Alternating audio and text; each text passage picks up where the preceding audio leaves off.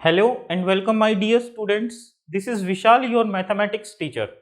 Last class में हमने NCERT से exercise 6.1 up to question number 2 complete किया था। तो आज हम स्टार्ट करेंगे with question number 3 from NCERT exercise 6.1।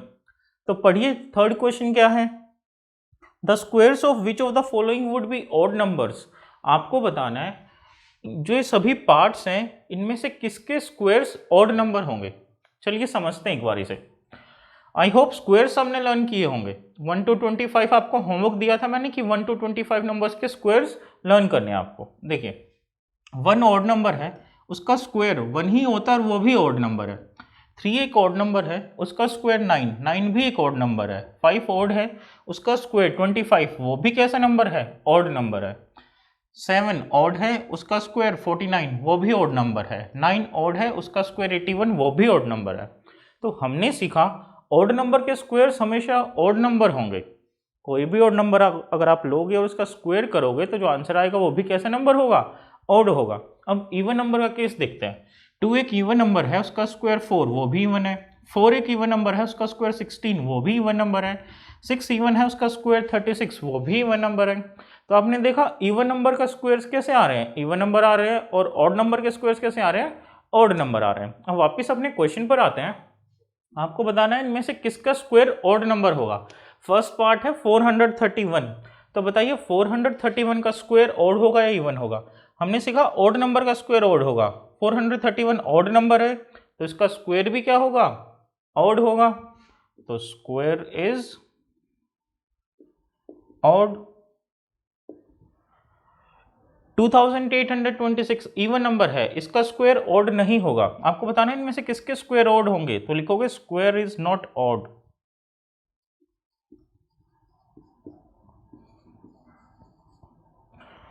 ये एक ऑड नंबर है तो इसका स्क्वायर भी क्या होगा, ऑड होगा। Square is odd. ये इवन नंबर है तो इसका स्क्वायर ऑड नहीं होगा, इसका स्क्वायर इवन होगा। तो square is not odd. Clear question number 3। Now question number 4। Question number 4 देखिए, observe the following pattern and find the missing digits. आपको ये पैटर्न ऑब्जर्व करना है और जो मिसिंग डिजिट्स हैं वो फिल करनी है। तो देखिए क्या पैटर्न बन रहा है यहाँ। 11 स्क्वायर हमें पता है 121 होता है। 101 स्क्वायर होता है 10201। 1001 स्क्वायर है 1002001।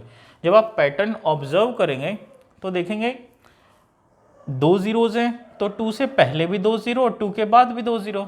सिंगल जीरो है तो 2 से पहले भी सिंगल जीरो और 2 के बाद भी सिंगल जीरो।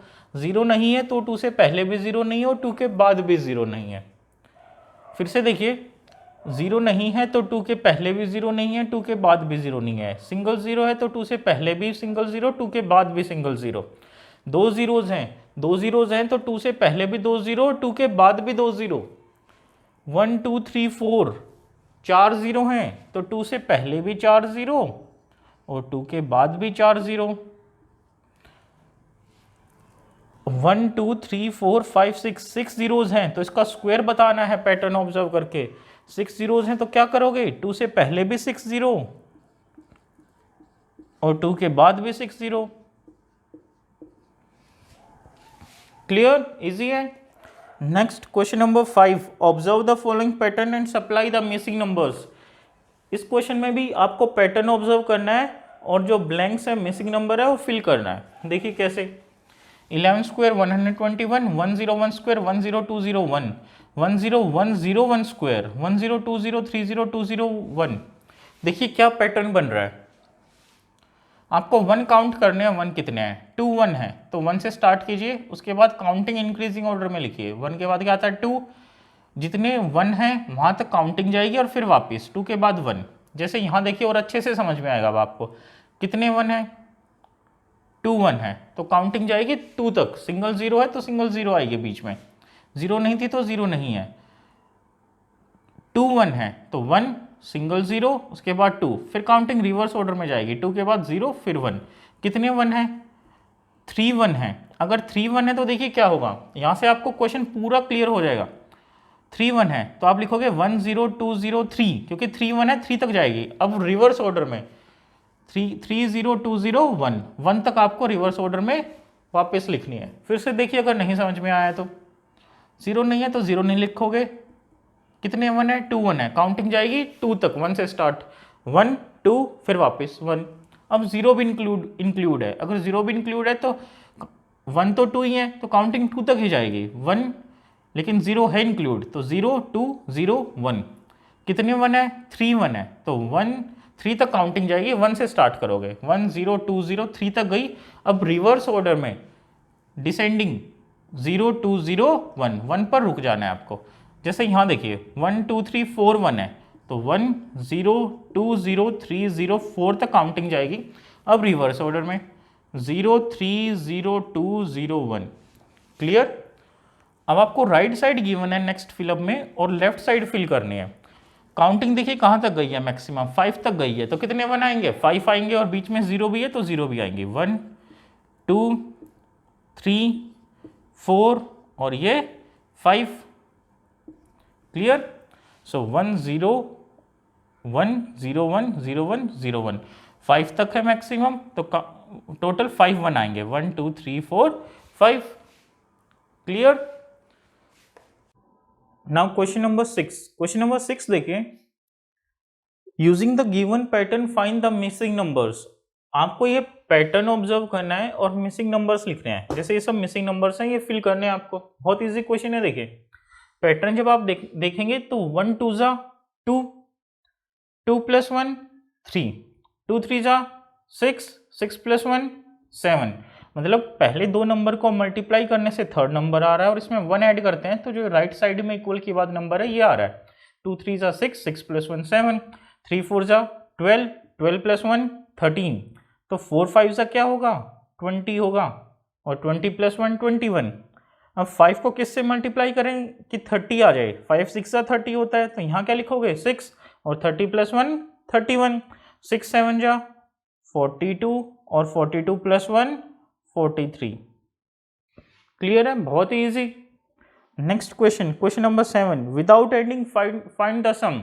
आपको ऐड नहीं करना है और ये सम कैलकुलेट करने हैं। देखिए 3 पार्ट्स हैं। जब आप ध्यान से देखेंगे, अगर आप ऐड करेंगे 9 + 7 16, 16 + 5 21, 21 + 3 24 + 1 25 आ रहा है, लेकिन आपको ऐड नहीं करना है।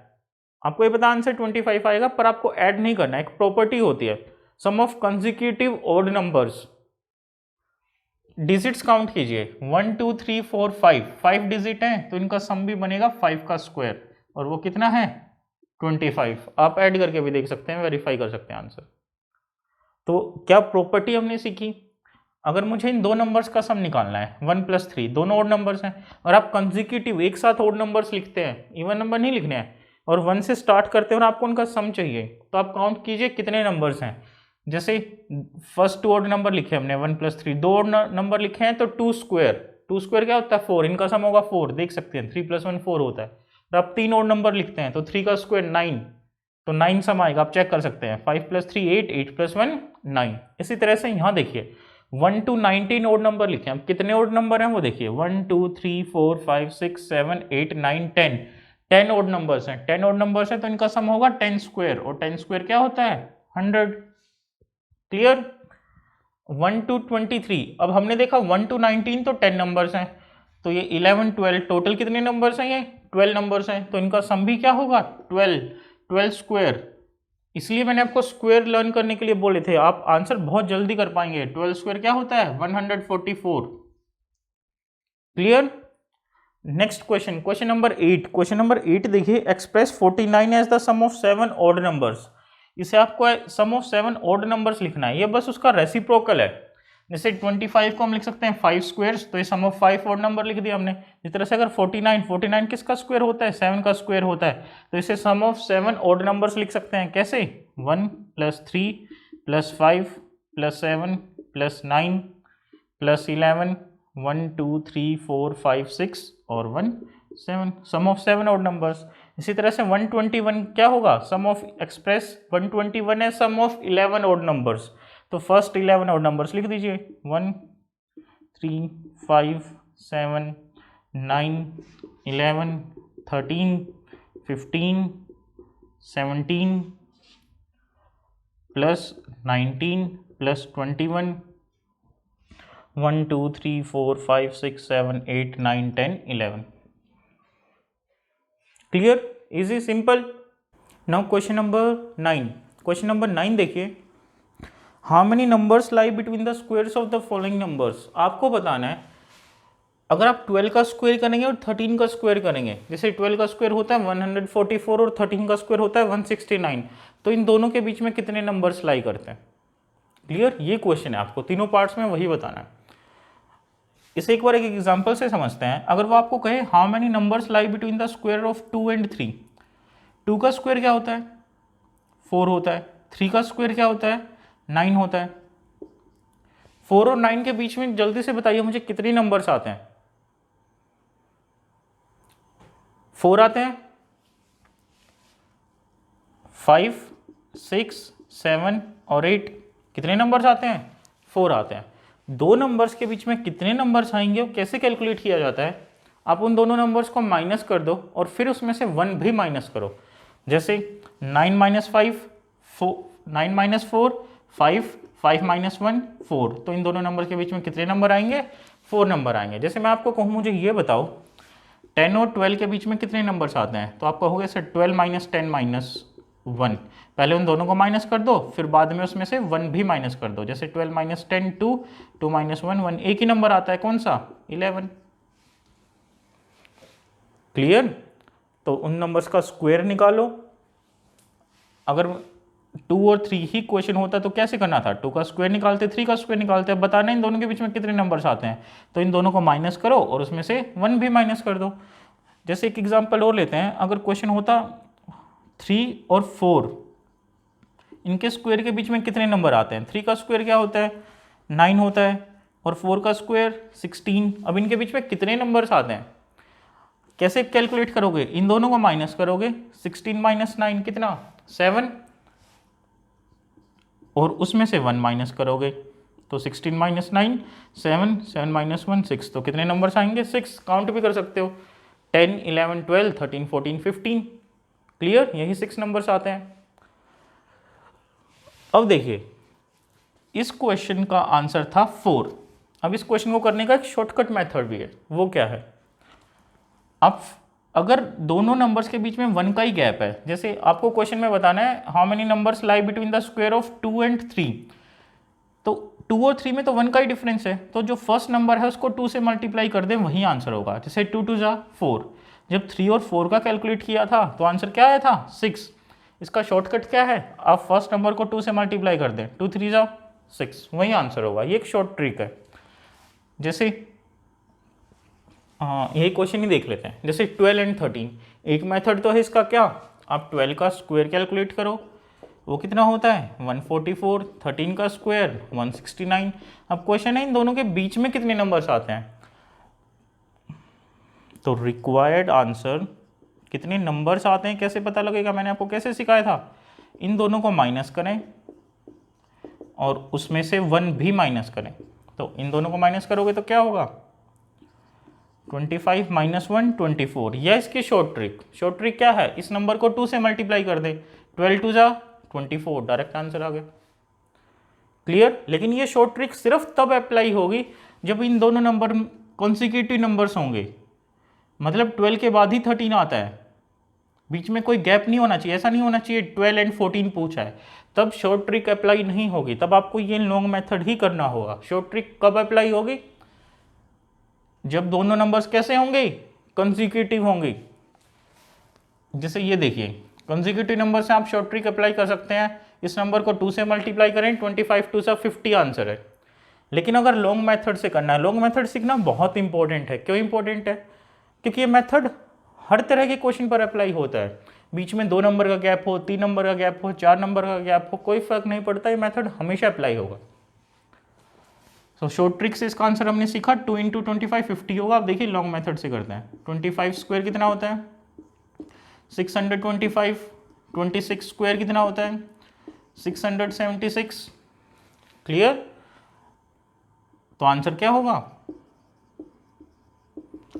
इन दोनों नंबर्स को माइनस करें और उसमें से 1 भी माइनस कर दें.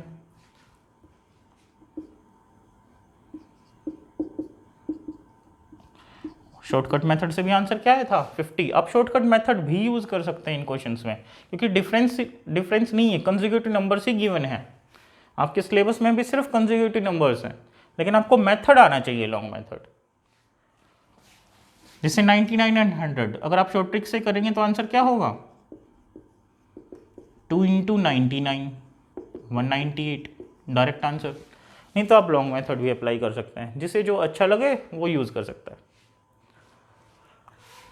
इन क्वेश्चंस का भी अगर शॉर्टकट मेथड में लिखूं तो डायरेक्ट आंसर क्या होगा 2 × 12 24।